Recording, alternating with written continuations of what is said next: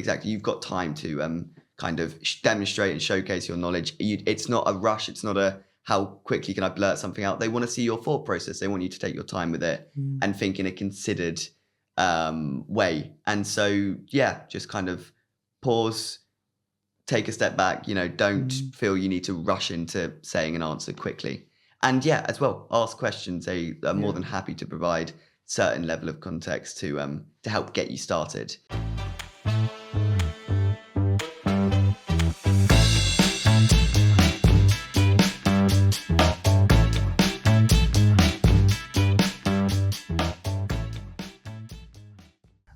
Hello everyone, welcome to Cambridge from the Inside. We're here with a new guest. Would you like to introduce yourself? I'm Thomas Gladstone. I'm a second year historian studying at Trinity Hall. Nice. And we're here to talk about interviews advice for applicants who've applied for history. We're going to go into about what to expect in the interview, how to prepare for it. And so for your history interview, how did you approach and how do you prepare for it? So with these kind of things, there's only kind of so much you can do because a lot of it is, the point of it is on the spot. It is kind of testing your knowledge and ability to kind of think critically and historically in a kind of setting and using information that you have no idea on. But I think in terms of prep, I was fortunate enough where my school offered a practice interview. And even if your school doesn't offer that, I'd suggest that's kind of a good way of just getting someone, maybe it's a teacher, maybe it's a family member even, to kind of just give you that kind of setting, that kind of quiz kind of interview format, just because it is so kind of helpful in the whole interview process. And then in terms of reading, there's really kind of nothing you can do. I remember, I think it was the day before, I saw a book on my shelf. It was like A Short History of England. It wasn't very short. It was about 300 pages. I tried to skim it as best as possible. None of that really helped or came up, but just to kind of, mentally kind of feel like I'm in the zone. But so just kind of make sure you reread your personal statement, kind of know what you're talking about things you've written about. And if you can try and source a practice interview, I'd suggest that's probably a good idea. But other than that, there's not much you can do. Nice, yeah. And did your personal statement come up in the interviews? Yes, so it did. So you have 2 interviews, or at least I did. And with like kind of a 2-3 hour break in between. And the personal statement came up in the first one, where they didn't touch on all elements. So there were definitely some elements on my personal statement that just never got kind of brought up in the interview. But there were definitely kind of points that I made in the personal statement, because you're encouraged to write it in a kind of, not an essay format, but definitely with essays in mind. And you are trying to make a kind of argument throughout your personal statement in a slightly bizarre way. Definitely they kind of brought up points of that. And so you needed to be kind of knowledgeable about stuff that you suggested you're knowledgeable on. That's not to say you need to be knowledgeable about every portion of history. That's not feasible. But on the stuff that you said and expressed interest in, it's not even necessarily knowledge, but maybe more passion for kind of knowing about that area of the field. Nice. Yeah, I think that's really good advice.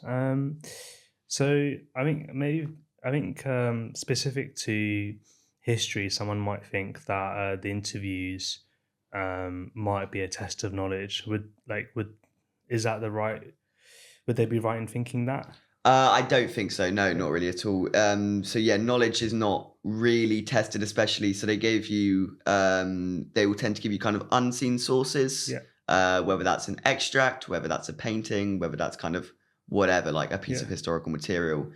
And this, you'll just be inspected to kind of infer elements and see what you can pick up from it, but you're not expected to have any knowledge of that. And they will often, if you're able to also ask for information if you want, kind of just some contextual stuff. Like you're encouraged to kind of not spend the whole time asking questions, but you are allowed to ask questions in a history interview, in the same way you are kind of a supervision. And so, in terms of like actual knowledge itself, you're not expected to have huge amounts, or at least the stuff that you do have might not even come up. Yeah. Okay. So say like an interview, you're presented with like a piece of history, and if you're not expected to know what it is inside out, what are they expecting from you? So they're expecting you to be able to kind of think critically about it. Suggesting, say for example, it's a painting. You said like going to think, why might that painting have been made?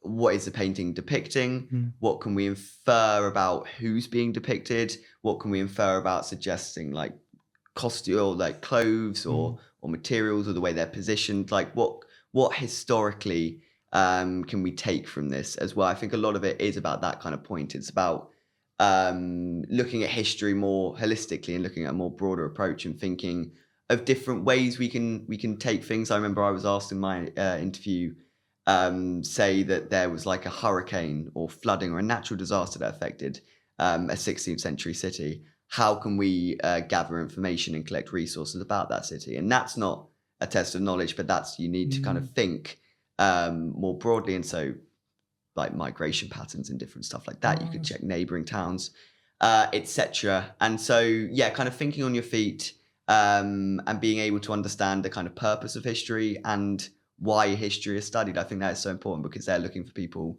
who want to broaden their understanding of history. They want someone who's passionate about history, who Mm. can make advancements in the field, even potentially. So that's the kind of thing they're Yeah, looking for, I yeah, think. nice. And is that like reflective of what the is like studying the degree is like? Is if someone might think like historians are like people who like know loads of facts, but is the degree more cultivating the skills that you were talking about?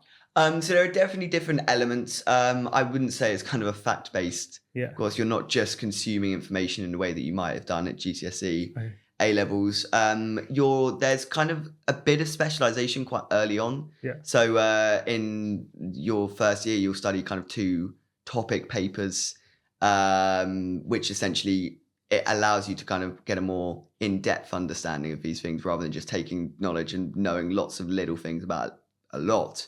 You're encouraged to kind of know a lot about a little. And then there's also historical skills Yeah. as a kind of portion, which you write like a book review. And then there's kind of like lectures on using numbers, using data, on kind of the different portions and sides of history, so economic history, social history, and that kind of gives you a good grounding and understanding as to what it actually means to be a historian. That I think is very different from the way it's kind of taught at GCSE and A levels. Okay. You're much more forced to kind of think critically about the role of a historian at all times throughout your degree. And it's good because it makes you have a more active kind of investment and engagement Yeah. in the course, I think. Nice. That sounds really cool. So with regards to the interview, what advice would you have if like an applicant is stuck at any point, like if they're presented with a piece of evidence and they have no idea what to say, or they don't know the answer to a question that the interviewer is asked, etc. I think 2 things. Firstly, that is sometimes a point. I think the way they approach interviews is they will keep asking Mm. progressively harder questions, kind of testing your kind of Mm. thinking capabilities. Yeah.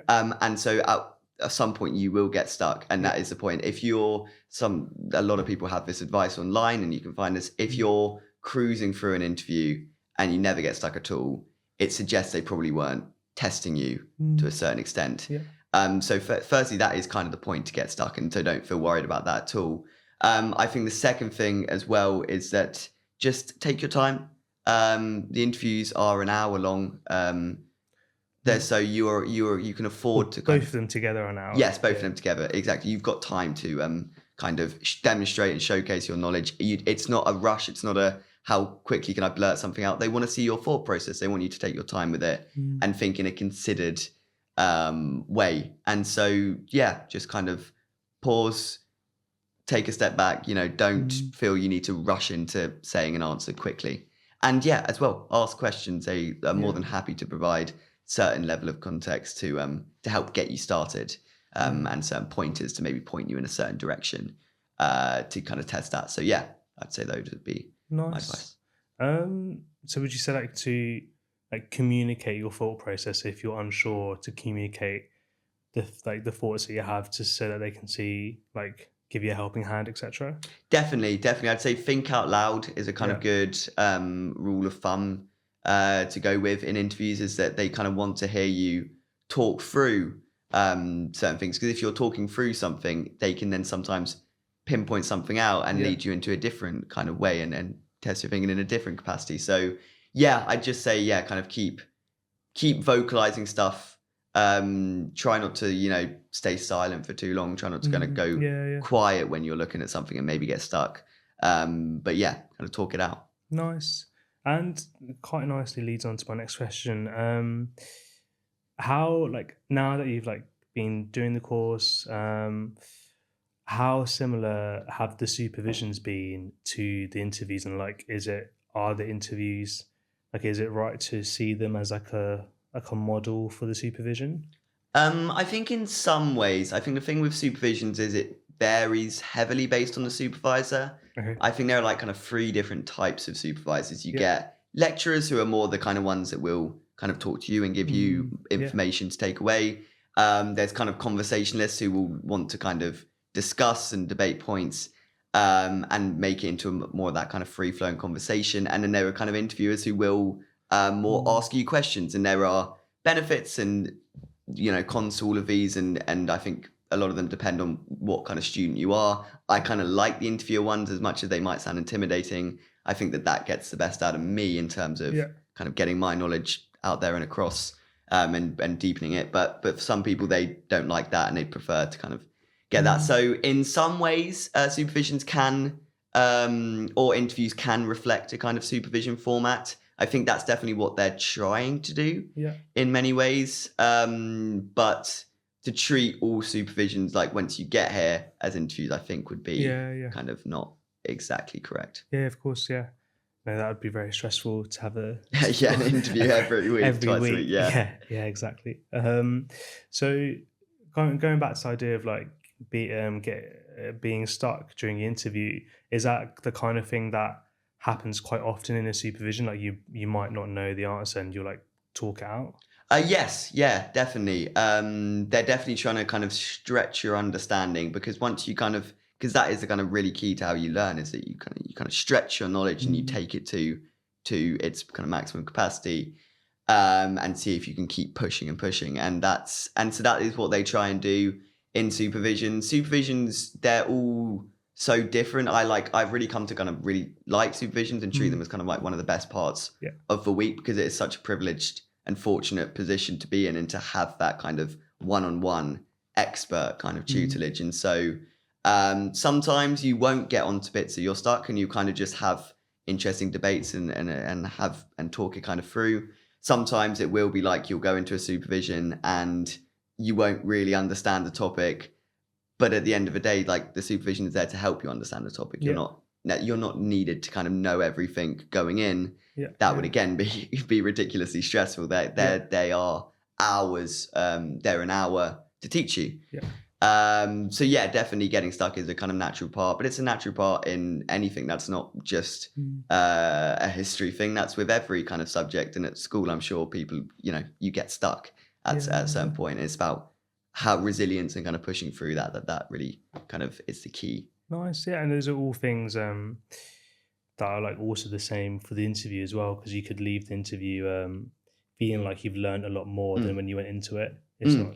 Yeah, no, 100%. The interview is a great learning experience anyway. So even if you feel I'm never going to get in, whatever, there's no point even applying, I'm really scared, I don't want to do an interview, it's still a good thing to give a go. Even if you don't think you can get in. I think the interviews are such an interesting experience to just talk to a leading academic for an hour, for an hour split between halves. So yeah, I definitely say that interviews are really great experiences, outcome aside, I'd say. Okay, so the next thing we've got here is wanting to know about what your interviews were like. How many interviews were there, and like, were the interviews back to back, etc.? So they both took place on the same day. Okay. I had one in the kind of morning, which was half an hour, 2 people. And this was the one where they initially showed me an unseen source. So really nothing I could have kind of done to know or prepare for that. And then the second one was maybe a few hours later, again with 2 people, one of whom now is my DOS, Claire Jackson. And that one was the more kind of personal statement, discussion. Discussion more about kind of what I'd written on there, and then leading out into other kind of extracurriculars, etc. And how how did the interviews go? Like, what were they like? What did you think afterwards? So I think afterwards, and everyone feels this, and talking to friends and fellowship, it's like you come out of it going, I've really screwed up, I'm not going to get in. That is a very natural thought process, but it's one that everyone kind of gets. I think they were definitely stressful. I think the day before was very stressful, but in the morning, if you can kind of do something to just de-stress, kind of get in the mental zone, however that is, how maybe it's for some people it's going for a run. For me, it's just kind of reading a short history of England to make sure I feel like I know what's going on. Nice. But yeah, just to kind of because you don't want to be going in like hyper nervous. So if you just kind of get into a mental space and just treat it as just like a thing. Don't worry about getting into Cambridge after it. Don't look at the end result. Just treat it as a kind of experience, learning thing, and just fun half an hour to talk about your interests and kind of history itself. If you're applying for history at Cambridge, the expectation is that you have a kind of passion and interest in the subject, and so treat it as kind of half an hour to just talk about that. And I think in terms of how they went, that's kind of it's difficult because it will go differently for everyone. Did one interview go better than the other? I think so, and I think that is the way. And my first one definitely went better than my second one. Which I don't know which way round you'd rather it goes, because if the first one goes well, then you're more confident for the second one. If the first one goes badly but the second one goes well, you kind of come out of it going, that was okay. So there are pros and cons to both of them. A lot of people do experience that, though, that they say that one went well, the other one went badly. And in the break as well, I think the break is so important. Don't just kind of sit staring at your laptop waiting for 3 hours. Just kind of go about your day and then return. But definitely one went better because that was the thing with the second one. I think I did get more stuck. And points that I'd made in the personal statement kind of got tested and pushed, and then it was like, oh, maybe I'm wrong, or but the thing is they're wanting to have that debate. They're wanting to kind of see what your ideas are and can you defend them, and do they hold up under scrutiny.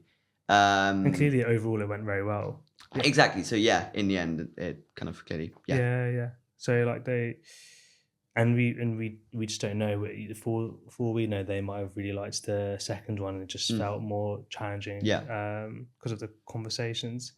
Nice. So before we finish up, now that you've you've done the interviews, you're in your second year, done a whole year of history, what advice would you have for applicants who've got their interviews in a couple of weeks' time, or what would you have done differently if you could go back? What would I have done differently? I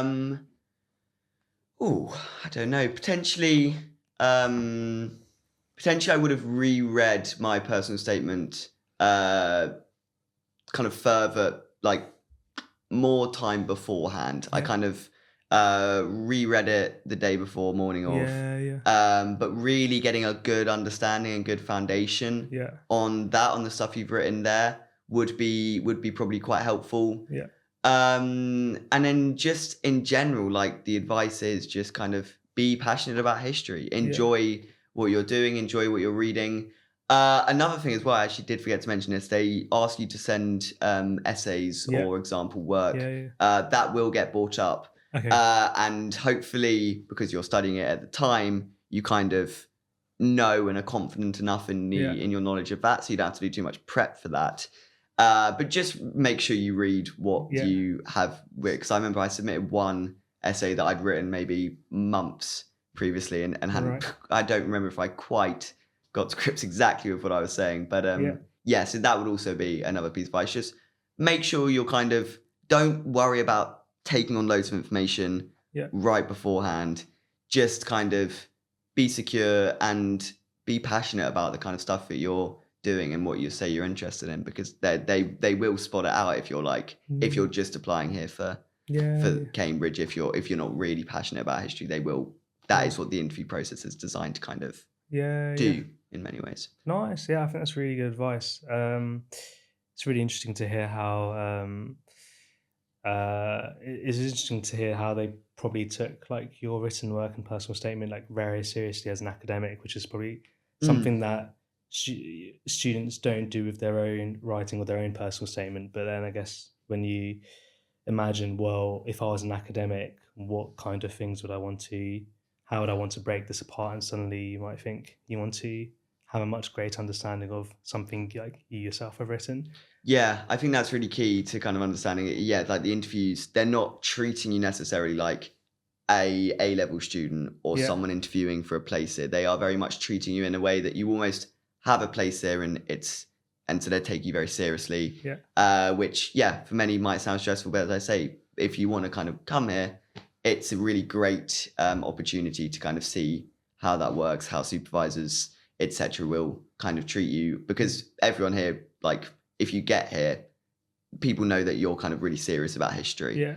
and so they will treat you with that kind of So would you seriousness. say you felt like they took your personal statement and written work like quite seriously and then asked like quite insightful questions from what you, Definitely, yeah, definitely. I think they kind of, yeah, really picked out yeah, bits and kind of tested you on these things. So yeah, yeah, yeah, 100%, definitely more so than kind of A levels would probably yeah, yeah. treat your work, I'd say. Nice, yeah. That's also really good advice that I haven't heard before.